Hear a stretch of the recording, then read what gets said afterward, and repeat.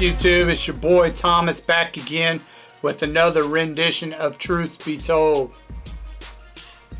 Now, there wasn't anything major in the news except for the whole stupid, here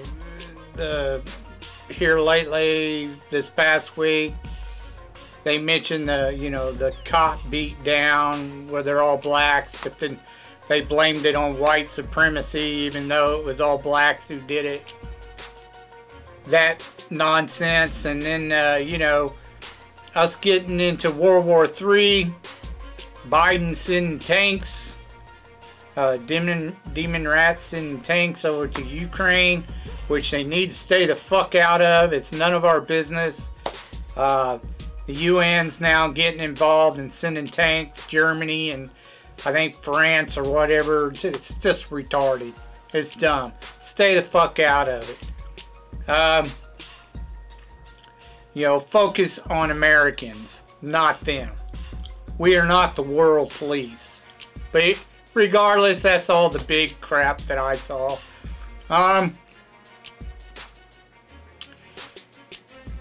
Before I get to your reviews, I just want to mention that I usually do not upload anything until the middle of the week. That's why, I talk about stuff that happened last week, that I saw last week most of the time. It's usually in the middle of the week, about Wednesday. Wednesdays are usually the time I upload. Now, I'm not one of these big YouTubers who, they tell you that, you need to hurt them in the Hollyweird in the pockets, the pocketbook or whatever. Don't give them your money, blah, blah, blah. And I don't. But there's a lot of big YouTubers who say that crap. And then they're one of the first ones to go out and pay to watch a movie so they can be the first ones to review it on their channel. And they know who the fuck they are. I've called them out on their bullshit. And they know it. They know I know because I've told them. But anyways, I'm not one of those. So if a movie drops or something, a new one, it may be a while before I get around to watching it, just because I'm not watching a shitty quality view of it. I'll wait, and I'll never give like Disney and them my fucking money ever again. It's not gonna happen. Not as long as they keep putting shit crap entertainment out. So you know how I do. Like I said, it may take a while before I get around to reviewing it, but I will eventually review it. And then I'll, give you the facts about it and then give my own honest 2 cents about how I thought about the movie. Okay. So, with that being said, let's get on to your reviews. Now, this week, I focused on a show that I just got done watching. It had 5 seasons, and the show was called Grimm. Now, I think it came out like 2013 or somewhere around there. And the show was basically about a detective who related to the brothers Grimm and their tales about certain monsters and crap that's out there. Now in the show they make it that they're not really tales, but there's actual creatures that blend in with humans, that look like humans, but they really aren't human. And there's a variety of different types that take on animalistic, almost like were creatures. Like werewolves, were-rats, that kind of thing. Now, he comes from a long bloodline of Grimms. Even before the brothers Grimms. They just happen to be part of the bloodline. And as a Grimm, he's able to see them for what they are, even when they're trying to hide that they are one of these were creatures or monsters, or what they call in the show Vessin. So,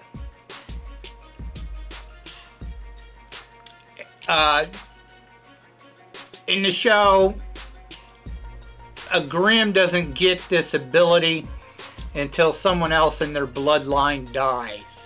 And then that ability is transferred to someone else in the family. And when you start off the show, it's his aunt that dies and gives him this ability.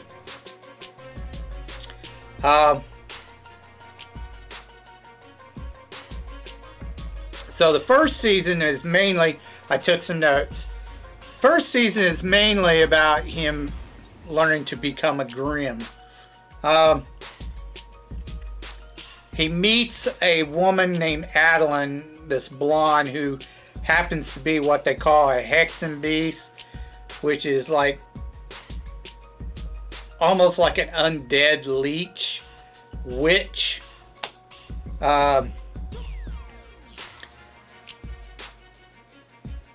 He's with a woman named Juliet, and that all gets screwed up eventually. And then he's also got a partner, a couple of them sort of. He's got his main partner, but he also has the sergeant, which is Wu, and who helps them out. And then, of course, you got the captain, who, you know, at first he's helpful, but eventually you find out he's not who he's cracked up to be. Eventually, right off the bat, he meets this guy named Monroe, who is what they call a blue bot, but it's basically a werewolf. Why they have to change the name, I don't know, but whatever. They become like best friends, and Monroe starts helping him out because he knows nothing about the Vessin world, or whatever they call it. And his aunt leaves him this ancient key or whatever, supposedly from the Knights Templar. Apparently the Grimms were part of the Knights Templar, and they were protecting something. And his aunt left him this key, and she tells him there's more of them. So then we get to like the second season. Hank, his partner, Adeline ends up targeting Hank. Now what you find out is that she's actually working with the captain, who happens to be what's part of what's called the royal family. They're the ones who they used back in the day, like the Knights Templar, they used to call them Grimms to do work for them. The royal family of like Europe, a European royal family. Anyways, they know about the keys, and they want the keys because they want whatever treasure the Templars or Grimms hid away. So she targets Hank and puts him in like this coma. Wu gets involved in that too. He kind of ends up catching half of the spell and getting all screwed up.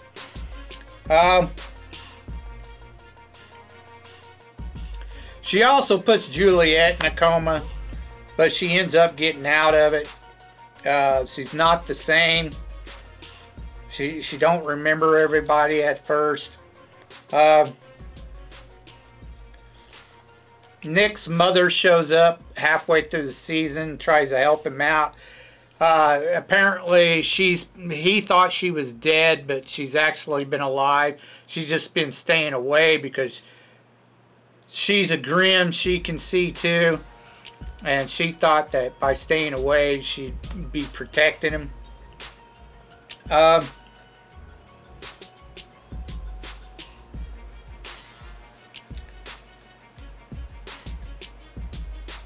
They try to kill Nick several times.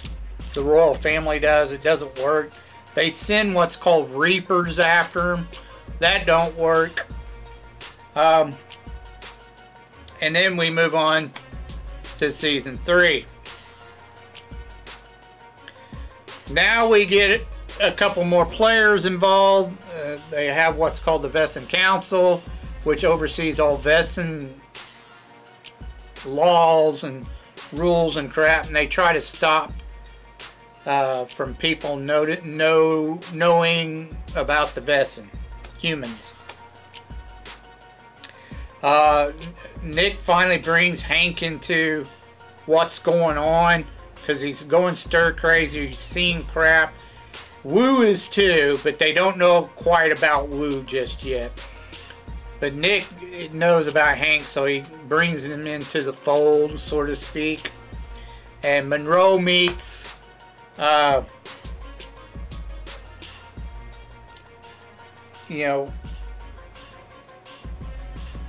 he meets this woman named Rosalie because of her brother or whatever. He ends up getting killed, and Rosalie takes over his shop. Monroe and Rosalie kind of get in a romantic relationship, and they end up eventually getting married. Juliet starts to remember everybody, and especially Nick again, but there's something else attached to her. She's not quite sure what it is.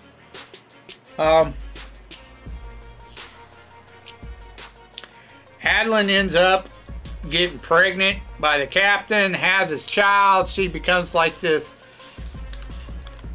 super witch or whatever. She's got like these crazy like powers. But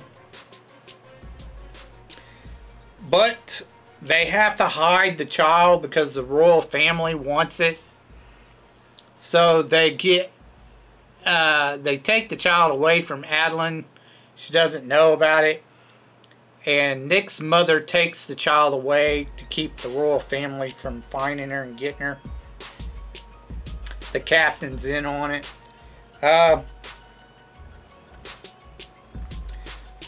Then you bring in Trouble, who's another Grimm, but she's really young. She doesn't know anything about what's going on.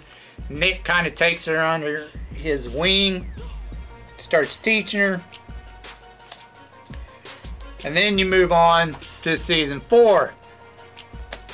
At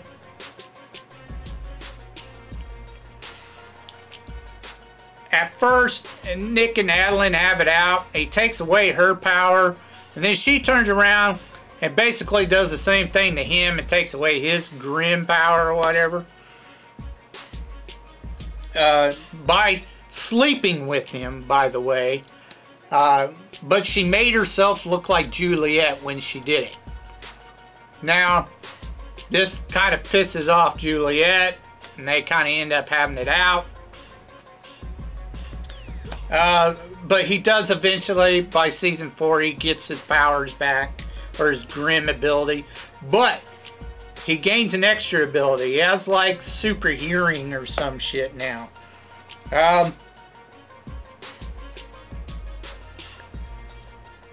They introduce another character named Josh.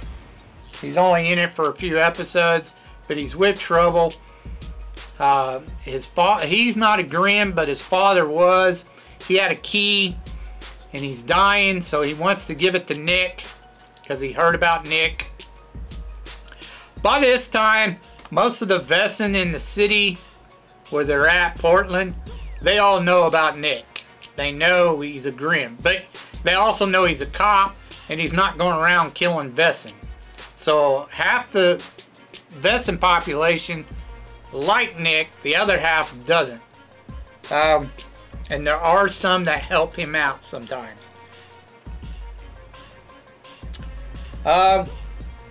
Adeline finds out she's pregnant again. This time it's Nick's kid. The Royals are trying to kill her this time, along with a few other people. So she eventually goes to Nick for help, because she figures he will protect his child, which he does. Juliet turns bad. She actually becomes like a hexen beast herself. And the reason why that happens is because to get Nick's power back, she had to do the same spell Adeline did that took him away from her, to give it back to him. So that's what she does. She ends up becoming a hexen beast. So, and she goes bad. She tries to kill Nick and everything else. Now there is a resistance group to the Royals. A lot of stuff. But anyways, the resistance tries to help out Adeline, and that's why she goes to Nick. She didn't know she was going there at first, but later on she just, okay, I need your help, blah blah blah. And the resistance is the one, he finds out his mom's part of the resistance too. It's crazy. It gets really crazy. And then, this new group called Black Claw shows up, wipes out the Vestin Council, it kills most of the Royals. You don't hear about them anymore. So now they're basically fighting a group called Black Claw, and they want to take Diana, which is the girl, her first child, Adeline, and the captain's first child, because she's powerful, and they want Nick's kid because they figure a Grimm with them would help them out a lot. Well, they end up killing all the Black Claw, and there's a big fight out scene where they have it out. Trouble becomes part of the resistance. She starts helping them out, fighting against Black Claw, and they eventually wipe them all out. During all this time, Nick and Monroe decide to go to what's called the Black Forest in Germany, and they're looking for what the Templars hid, the Grimm Templars. And apparently they find this stick which has like these powers to heal, but it also can destroy. Just a piece of stick. It's a little tiny stick. But they're fighting it out over that. The Black Claw, wants the keys. They find out about the keys. But they've already found the stick. They bring it back to the United States. They hide it. Then the next thing you know, even though Juliet's supposed to have died, apparently the resistance grabbed her. Trouble knows about it. They took her and changed her to help fight with the resistance. Okay, so Juliet's with the resistance. She's calling herself, this other name, but it's Juliet. She eventually loses her power again, and she basically becomes Juliet again. Adeline starts helping him out because of the kids. Nick kind of, I don't know, he kind of ends up, even though the captain's around, he was part of the Black Claw there for a little bit. But eventually, him and Nick work something out, and he gets out of Black Claw. Blah blah blah. They wiped each other out anyway. They end up towards the end of the last season. they got to fight some weird monster from a different dimension. They think it's purgatory, where the Vessin are fully what they call vogued, where people could see them. In this other dimension, they're vogued. There are humans there, but it's like a world that's gone to hell. Like they're constantly feeding on humans, and the humans are trying to keep them from killing them. That kind of shit. They all speak German. This forest that they're all in, it looks like the same forest in Germany. It's kind of weird. Anyway, this skull guy, they call him the skull guy because they don't know what his real name is. Diana helps them figure out some clues that they've been seeing, you know, on this cloth that held this magical stick or whatever. Come to find out, the magical stick is actually part of a big staff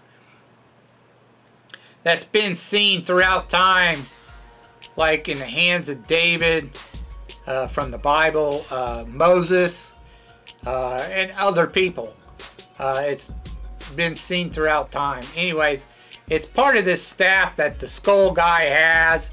Apparently he's supposed to cross over into our world, marry Diana. She's supposed to be his bride, the little girl, and they're supposed to create a new world, a hell on earth for Vessin, blah blah blah, and they got to stop him, which they eventually do. They take him out. That's the end of the series, pretty much. They leave it off with one last scene where you see the two kids all grown up, Diana and Kelly, which is his son's name. They're in the trailer. It's all been computerized. There's a bunch of computer crap like they're in the future. And Monroe and Rosalie has triplets, apparently, because at the end they say we're going to go see the triplets and pick them up. We're going to go on a hunt. And that's the end of the show. So, now, the show it's really good. I liked Grimm a lot. It was kind of cheesy, you know, that kind of B-rated cheesy crap, but it was okay. It wasn't bad. It wasn't horrible, you know.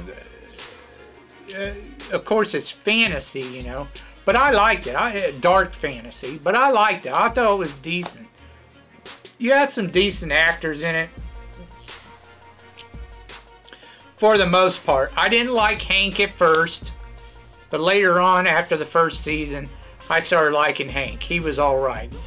The actor started getting into the groove and figuring out how his character should act. I really liked Wu.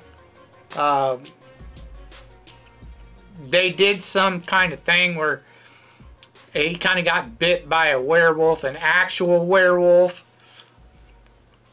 You know, and he got lycanthropy. You know, the werewolf disease or whatever. But it does something different for him. It doesn't invest in, and it's only in Blue Bot because they're basically werewolves. The lycanthropy basically, you know, makes them mad crazy at a full moon. They can't help it. But for some reason it acts different for a human. They don't turn into a werewolf or something. For Wu, it was he kind of like regressed, you know, unevolutionized. He turned into like this caveman or whatever every now and then, and he had to learn how to control it because it just, you know, anger would just set him off, and he turned into this caveman. But he learned to control it to a degree. I I really did not care for the character Juliet. I just didn't like her. I wasn't a big fan of the actress either. They tried to make her like she's really hot and this cool ass chick, and I didn't like her. I was kind of iffy with Trouble. The character was okay.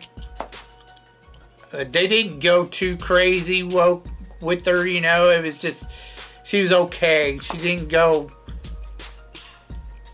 I don't know. They tried to make her like she was a super badass towards the end, and I just, yeah, no, I'm not buying it. But she was alright. She didn't bother me. Her character didn't bother me too much. I actually liked that Adlin and Nick got together. I preferred them being a couple compared to Juliet. I just didn't like Juliet, that character. Didn't like her. The captain, I liked his character. He was kind of a dick, and I liked it. You know, he just didn't put up with shit, you know. He's just like, you want to fight? Let's fight, you know, fuck it. You know, that kind of shit, you know. I'm going to do what I want, you know. You don't like it? Tough shit. Get over it. Fuck off. You know, that's pretty much his character. You know, and I liked him better as a good guy than I did a bad guy. I didn't care for him being a bad guy. But as a good guy, you know, he's just like, fuck it, let's go. Let's rumble. You know, I like that about him. I really like Monroe as pretty much the best friend and partner. Even though Hank was his partner, Hank was okay, but I liked Monroe better, way far better. Plus, he was funny as fuck. And Rosalie, oh my gosh, the actress who played her, she's gorgeous. But she was all right too.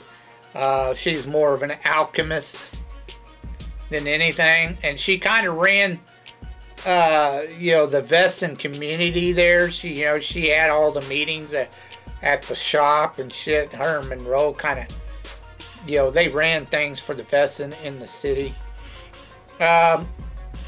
So overall. And then, of course, you had the little weasel guy. I can't remember his name.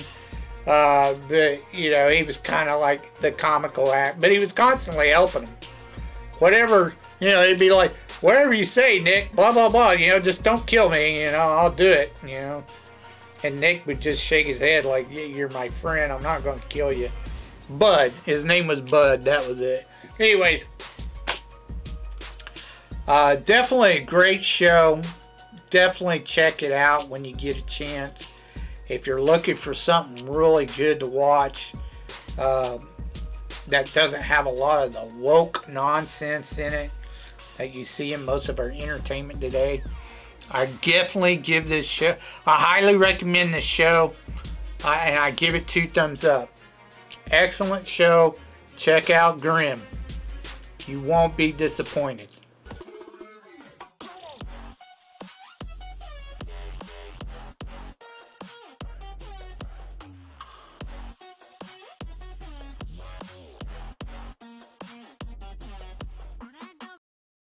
Alright, Movieholics, let's get on to your B-movie reviews. Now, this week is Action Week.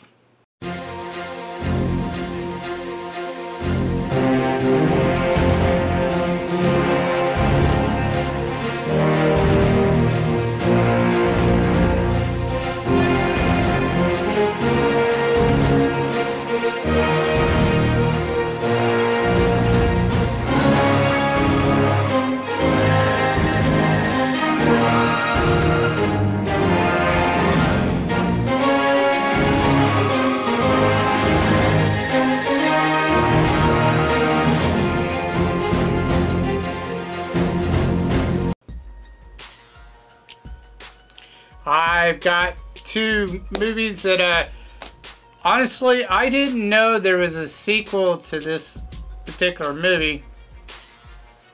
But I got 2, Actually, it's just one. It's Van Damme, and then the sequel stars someone named Scott Adkins. I really don't know who he is. He's like a really big B-rated actor or whatever, so I don't know anything about the guy. But like I said, I didn't know there was a sequel to the first movie. It came quite a few years later. So the first movie we're going to go over is called Hard Target. And of course, stars Jean-Claude Van Damme. And then, you know, also Yancy Butler. And her character, I really didn't really care that much for. The acting wasn't really that great with her. And she wasn't really what I consider that good looking. So, you also, it had a couple other pretty big actors in this. Lance Henriksen was in this. You might know him from the first Alien movie or whatever, or Aliens movie. And of course, Arnold Vosloo was in this as well. You might know him from The Mummy and all that shit. This movie was done in 1993, and it made about $74 million worldwide. Now, there have been several other movies before this where, you know, someone's being hunted, blah blah blah, by a group of rich people or some shit.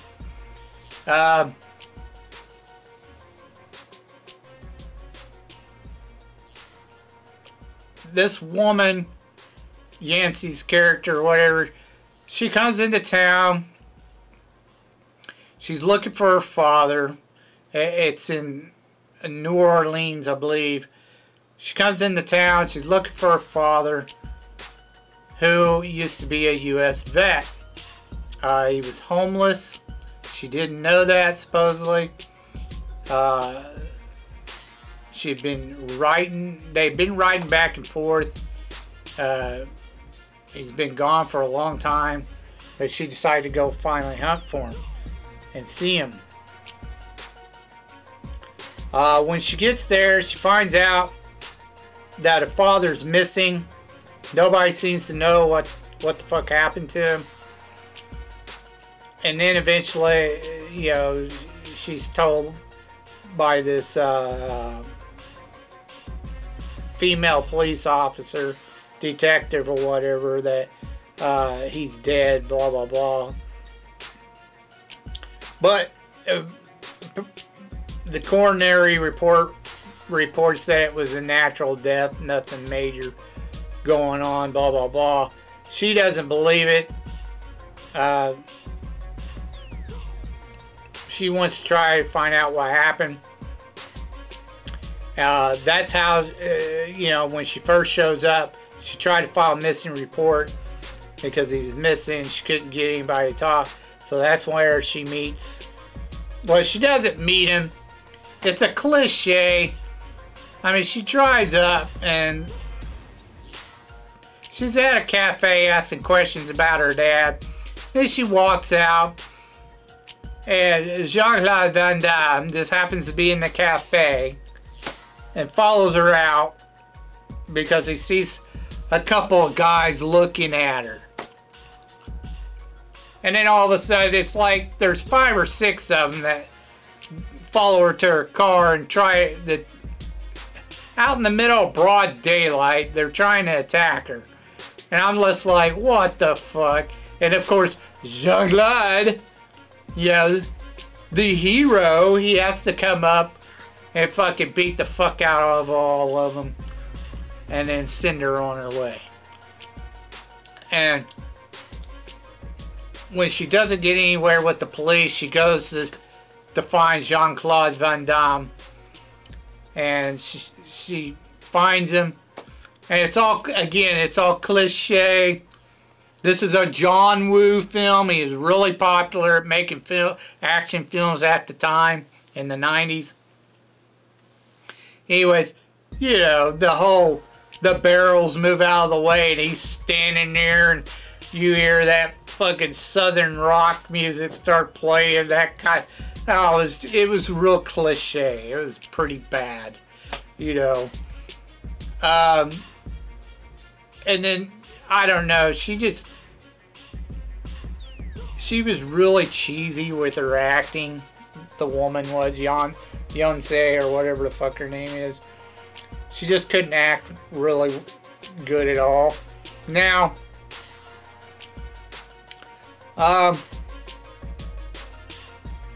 eventually they start figuring out, you know, Lance Henriksen and this other guy, Arnold Lozo's character, they figure out that they're involved and something's going on and that they're hunting people.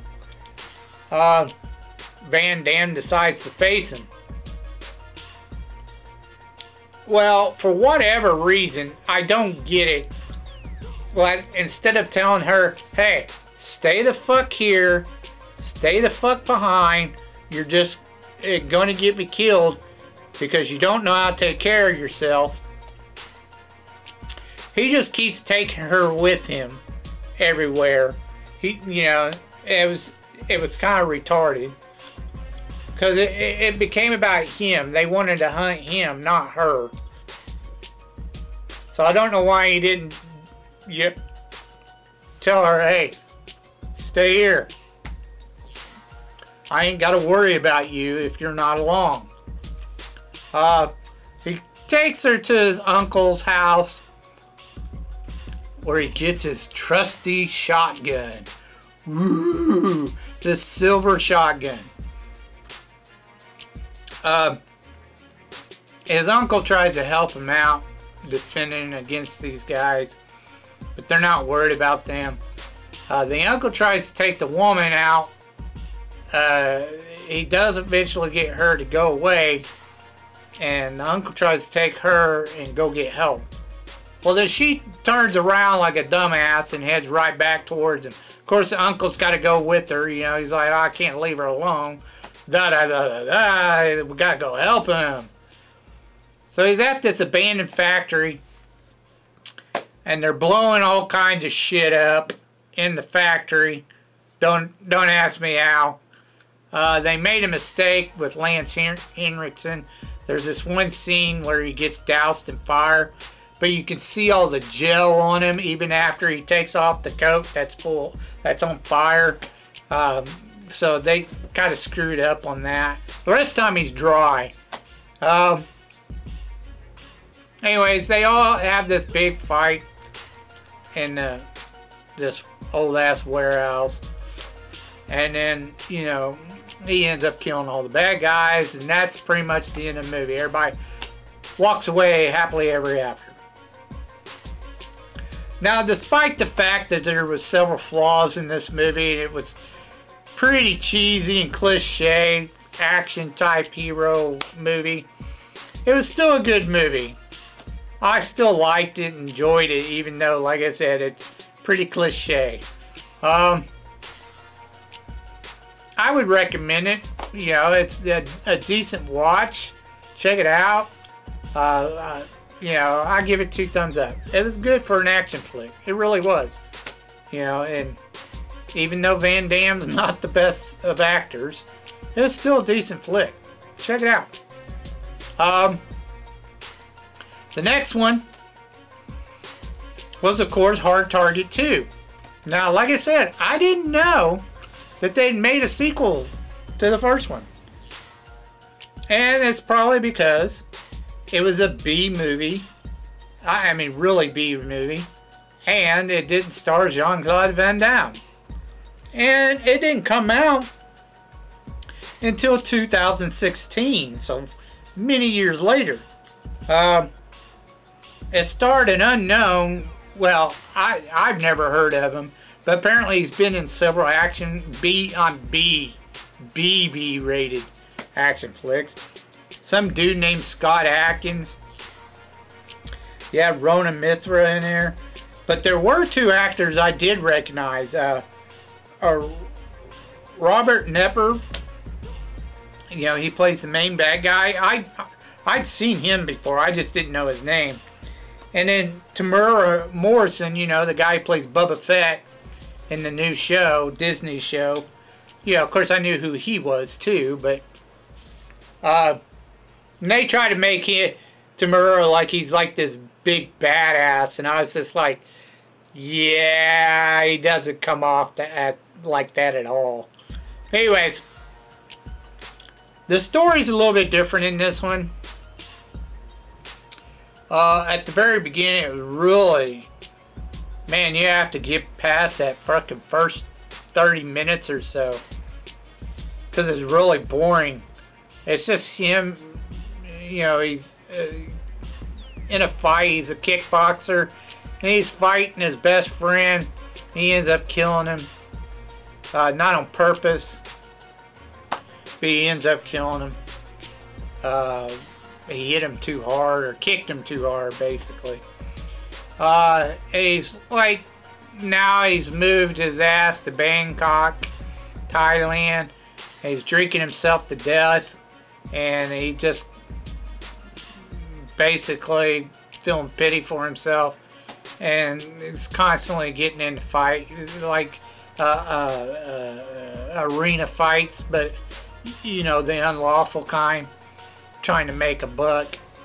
Anyways, Robert sees him and figures out who he is, and says, "You are about to become a star. Why don't you come fight? Come to this fight and win a bunch of money." Blah blah blah. He tells him it's a fight.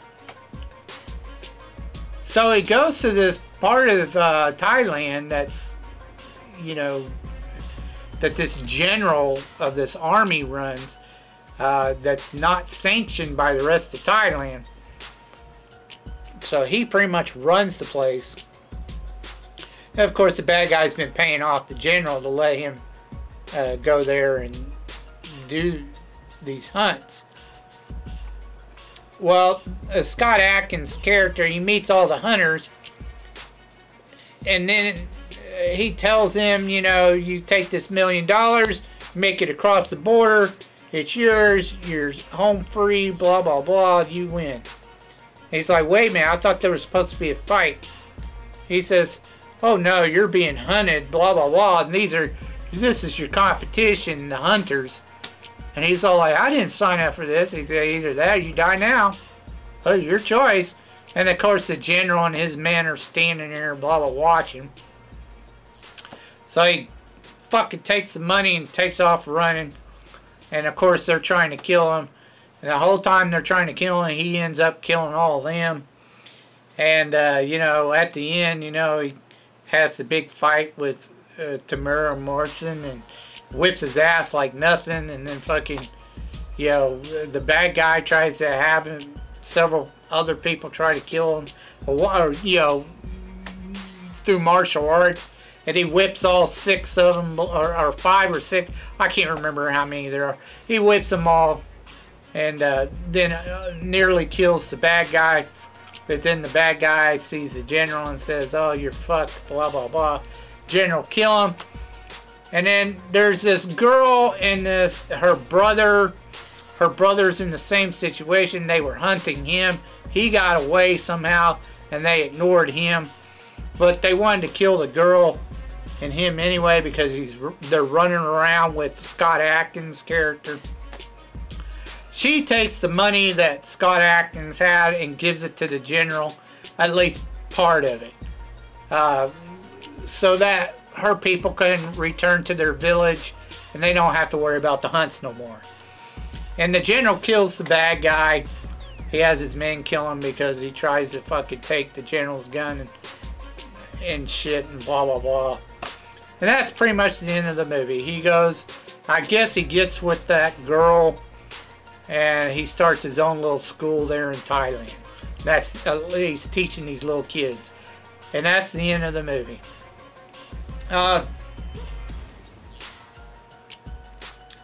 for pretty much a no-name actor, he was okay. He didn't do horrible. He wasn't the greatest, but he wasn't that bad either. So, you know, if it's worth a one-time watch. It was a decent flick. I give it a thumbs up and thumbs down. You know, I don't highly recommend it, but if you're looking for an action flick, this one's okay. Go ahead and check it out. You'll be all right. It's not that bad for being a really B-rated movie. Anyways, if you have any thoughts about what I talked about earlier in the video, please leave your thoughts down in the comment section down below. I'd love to hear from you.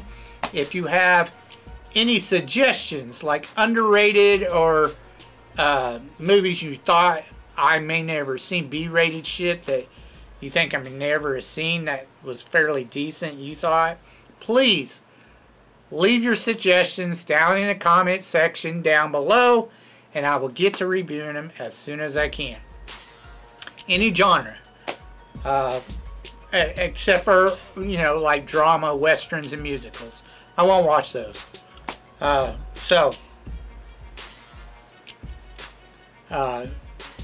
Until next time, I told you to be told the truth, and you just been told.